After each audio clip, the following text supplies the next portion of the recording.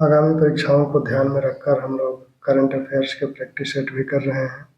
साथ में जीएस का प्रैक्टिस सेट तो हो ही रहा है, जिसमें अभी इतिहास का प्रैक्टिस सेट चल रहा है। फिर आगे जो पारिस्थितिकी पर्यावरण का प्रैक्टिस सेट है उसको भी किया जाएगा। करंट अफेयर्स या जीएस आप जहाँ से पढ़ते हैं वहाँ से पढ़ते रहिए, साथ में इन प्रैक्टिस सेट्स को भी देखते रहिए, जिससे कि आपका रिवाइज भी हो जाएगा और यह भी पता लगेगा आपको कि मैं जो पढ़ रहा हूँ क्या उससे अगर प्रश्न आता है तो मैं सही अटेम्प्ट कर पाऊंगा या नहीं। एक प्रश्न है, नव भारत साक्षरता कार्यक्रम में कितने घटक हैं? नव भारत साक्षरता कार्यक्रम जिसे 2022 से प्रारंभ किया गया है और जिसका उद्देश्य है 15 वर्षों से अधिक आयु के जो करोड़ों नागरिकों को बुनियादी पढ़ना लिखना और अंकगणित सिखाने को समर्पित इसका उद्देश्य है। जो नव भारत साक्षरता कार्यक्रम है, आप विकल्प में आंसर देखते रहिए। नव भारत साक्षरता कार्यक्रम को 2022 से शुरू किया गया है। इसका प्रमुख उद्देश्य है 15 वर्ष से अधिक आयु के करोड़ों नागरिकों को बुनियादी पढ़ना लिखना और अंकगणित सिखाना। ठीक, नव भारत साक्षरता कार्यक्रम के कुल 5 घटक हैं, तो इसमें विकल्प आपका 5 हो जाएगा। कुल 5 घटक है। अब ये 5 घटक कौन है, इससे भी प्रश्न बनेगा कि निम्नलिखित में से कौन सा घटक नव साक्षरता कार्यक्रम का हिस्सा नहीं है। तो पहला घटक है आधारभूत साक्षरता एवं संख्यात्मक ज्ञान। तो पहला आधारभूत साक्षरता और संख्यात्मक ज्ञान। दूसरा है मौलिक जीवन कौशल।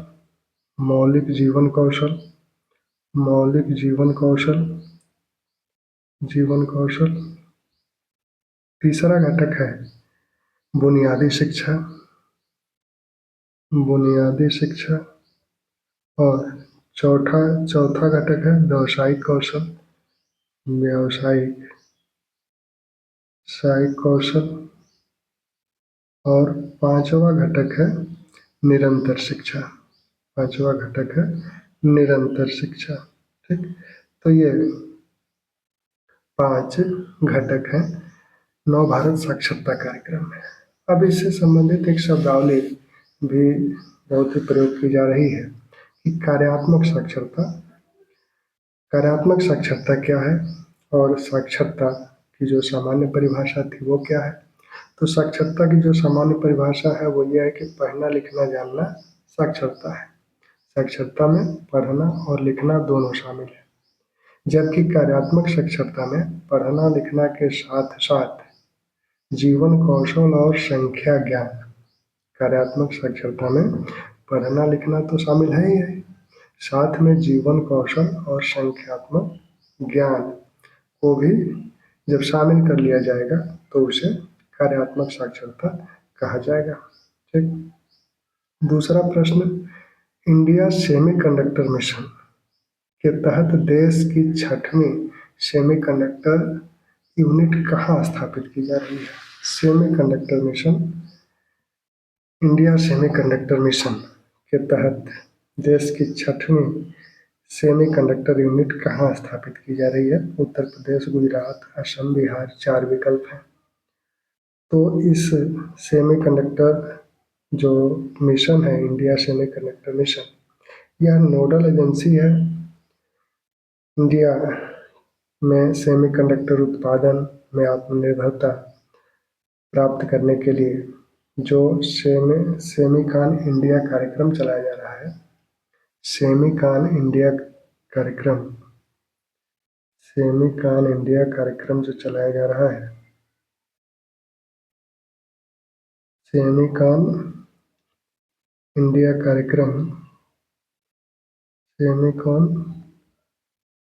कार्यक्रम जो चलाया जा रहा है, उस कार्यक्रम का जो नोडल एजेंसी का कार्य कर रहा है वो इंडिया सेमीकंडक्टर मिशन कर रहा है।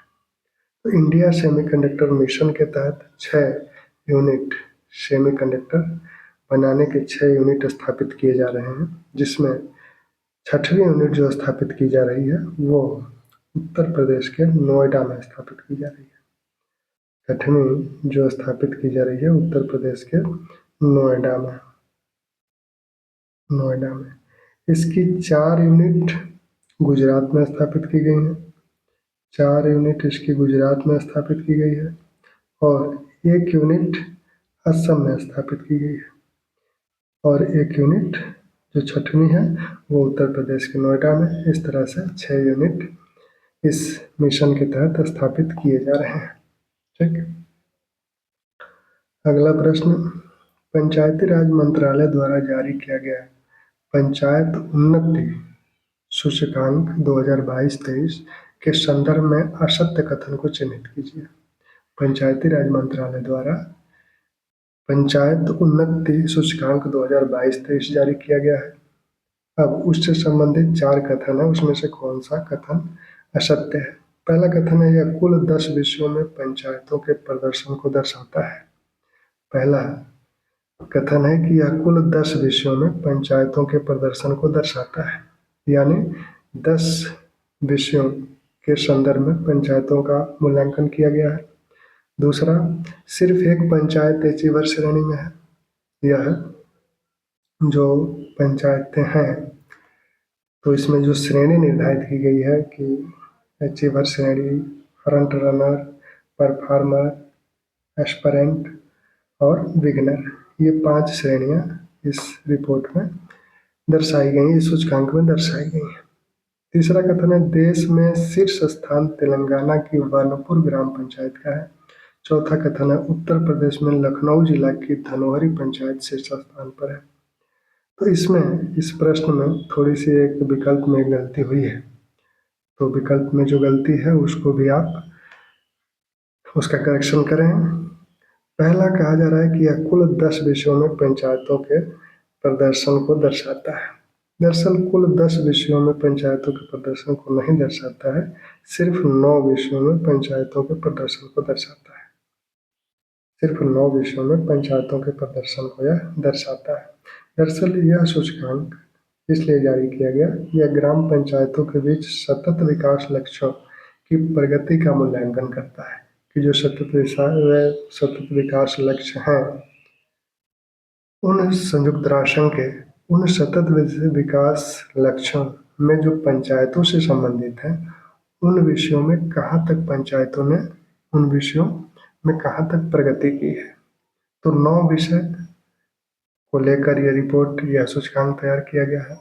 और दूसरा जो विकल्प है कि अचीवर श्रेणी में, यानी 100 अंक पर यह 100 अंक पे मापा गया है, तो जो 5 श्रेणियां बनाई गई हैं उसमें सबसे ऊपर अचीवर यानी पूर्ण लक्ष्य प्राप्त करने वाली जो श्रेणी है जिसमें 90 से 100 के बीच में जो अंक प्राप्त करेगा।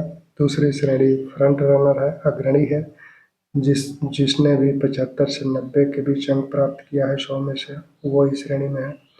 तीसरा श्रेणी है परफॉर्मर, बेहतर प्रदर्शन करने वाला, तो उसमें जो 100 में से 60 से 75 के बीच अंक पाएगा।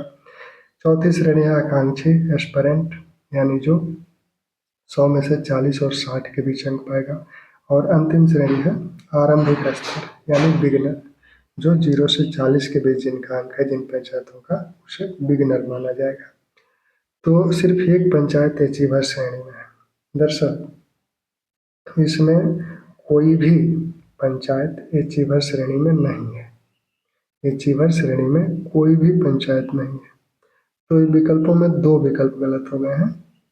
ठीक, कोई भी पंचायत अचीवर श्रेणी में नहीं पाई गई। कुल 9 विषयों में पंचायतों को प्रदर्शन को यह सूचकांक दर्शाता है। तीसरा, देश में शीर्ष स्थान तेलंगाना की वर्णपुर ग्राम पंचायत का है, बिल्कुल सही। अचीवर श्रेणी में कोई नहीं है, ये भी अग्रणी श्रेणी की पंचायत है, ये भी फ्रंट रनर ही है। उत्तर प्रदेश में लखनऊ जिला की धनोहरी पंचायत उत्तर प्रदेश की कुल 3 पंचायतें फ्रंट रनर में है, अग्रणी में है, जिसमें से सबसे ऊपर धनोहरी पंचायत है। उत्तर प्रदेश में शीर्ष स्थान धनोहरी पंचायत का है, जो कि लखनऊ जिला की एक पंचायत है। सबसे ज़्यादा गुजरात की पंचायतें, इस सूचकांक में सबसे ज़्यादा गुजरात की पंचायतें हैं 346 पंचायतें जो अग्रणी श्रेणी में शामिल की गई हैं। उत्तर प्रदेश की 3 पंचायतें अग्रणी श्रेणी में शामिल हैं और अग्रणी श्रेणी सभी अग्रणी जितनी भी पंचायतें उसमें से अचीवर तो कोई है नहीं। तो ये जो शीर्ष स्थान प्राप्त किए है तेलंगाना की बनपुर ग्राम पंचायत, यह भी अग्रणी श्रेणी की ही है। ठीक। अब अगला प्रश्न, इंडिया जस्टिस रिपोर्ट में प्रथम रैंक किस राज्य को प्राप्त हुआ है? इंडिया जस्टिस रिपोर्ट में प्रथम रैंक किस राज्य को प्राप्त हुआ है? दरअसल यह रिपोर्ट टाटा ट्रस्ट्स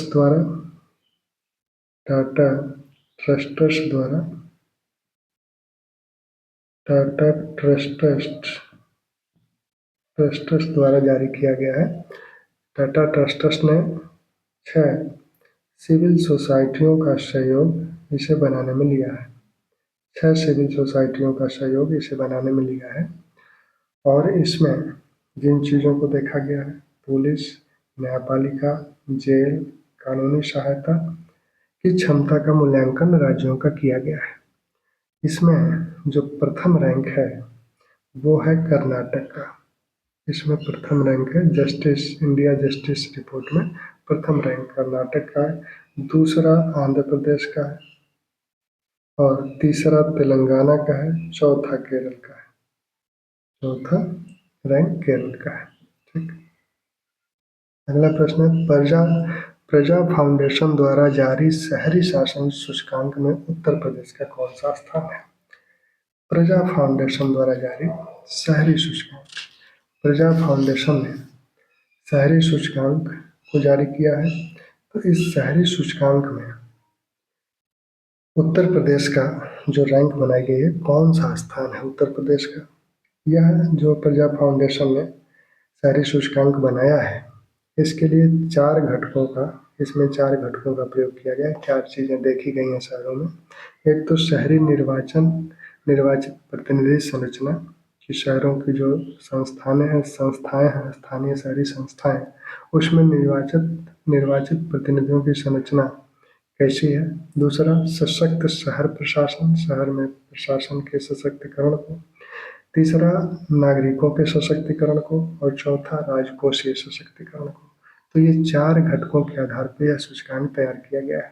पहला घटक है शहरी निर्वाचित प्रतिनिधि संरचना, दूसरा है सशक्त शहर प्रशासन, तीसरा है सशक्त नागरिक और चौथा है राजकोषीय सशक्तिकरण। तो इस आधार पर यह सूचकांक तैयार किया गया है, जिसमें उत्तर प्रदेश की जो रैंक है वो 16वीं है। उत्तर प्रदेश की जो रैंक है वो 16वीं है।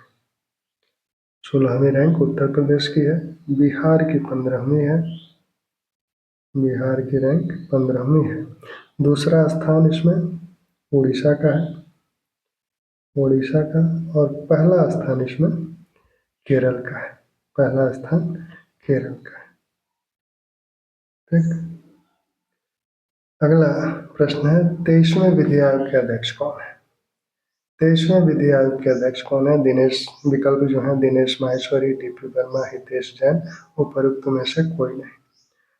23वें विधि आयोग का गठन राष्ट्रपति ने किया। इसके अध्यक्ष बनाए गए हैं न्यायमूर्ति दिनेश माहेश्वरी, सर्वोच्च न्यायालय के सेवानिवृत्त न्यायाधीश हैं।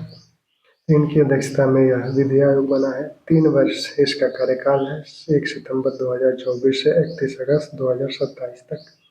इस विधि आयोग में एक अध्यक्ष, 4 पूर्णकालिक सदस्य होंगे और 2 पदेन सदस्य होंगे, सचिव विधि कार्य विभाग और सचिव विधायी विभाग, और 5 अंशकालिक सदस्य भी इसके हो सकते हैं। अधिकतम 5 अंशकालिक सदस्य हो सकते हैं। 4 पूर्णकालिक सदस्य हैं, जिसमें सदस्य सचिव सहित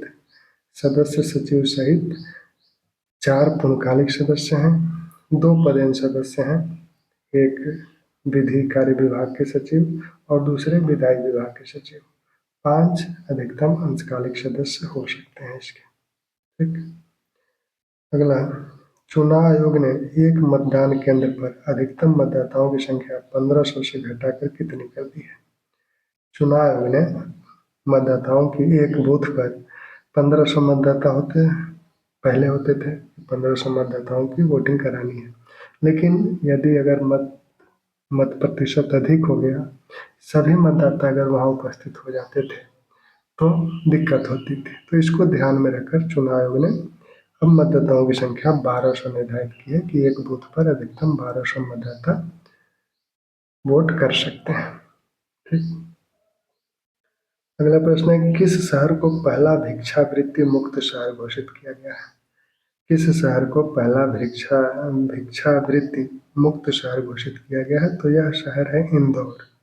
मध्य प्रदेश का इंदौर जो शहर है उसे पहला भिक्षावृत्ति मुक्त, यानी वहाँ कोई भिक्षावृत्ति नहीं करेगा, कोई भिक्षा नहीं मांगने वाला यह शहर है, वहाँ कोई भिक्षुक नहीं है।